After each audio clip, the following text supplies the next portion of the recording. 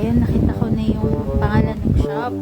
Gusto ko chinek up yung shop.ph, pero sa China siya magagaling. Kaya ang tagal niya dumating. Ito yung pinaka-ulit ng kaso. Ito yung pinaka-importante na kailangan nyo munang bilhin bago kayo bibili ng mga private tip. Kasi ito yung mag-guide sa inyo kung yung kailangan. Tsaka hindi nyo kailangan bilhin lahat kung ano yung tip na indicate dito.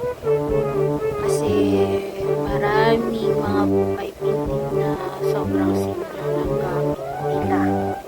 Tulad itong raffle tip na to. Tsaka itong piping tip. Marami siyang gamit. Metal tips. So, itong raffle tips na to, di ko alam kung may makikita ko. Ito meron ako nito pero itong size na to wala. So, tingnan ko sa All About Baking natin sa November. Kasi luluwas kami ng November. Hindi ko lang alam yung exact date. Basta yun. Or baka December na. December na kasi medyo busy pa ako ng November. Sabihin ko na lang December. Tapos, yun. Ito actually, madaming gamit ng mga round tips na ito. Mga pang sulat-sulat siya. At saka, mahalaga itong mga ganitong round tips, yung mga maliliit i-open sa royal icing.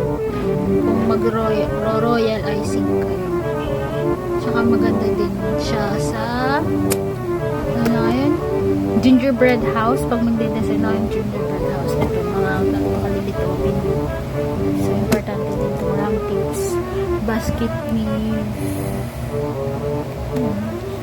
Hindi ako gano'n gumagamit ng basket weave kasi kadalasan ako petal tips,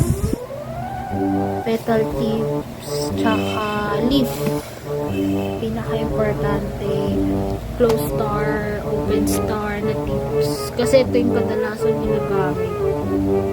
Ito mga petal tip, leaf, close, open, drop flowers. Hindi gano'n kasi specialty tips. Hindi pa ako nakagamit ng ganyan eh. Sa totoo lang. Basta importante mabili ninyo is petal tip, round tip, open star, close star, leaf. Yan yung mga basic tips na kailangan nyo bilhin. I-kompleto. Kasi marami na kayong magagawa sa mga sinabi ko. Yeah.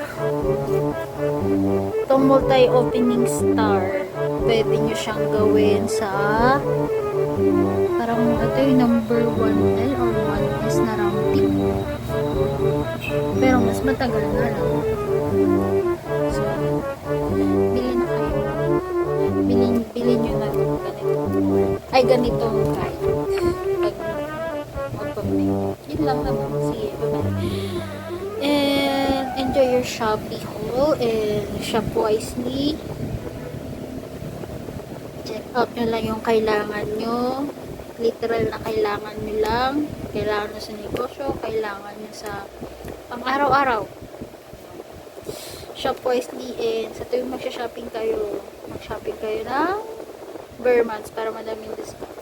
Yun lang naman. Bye-bye.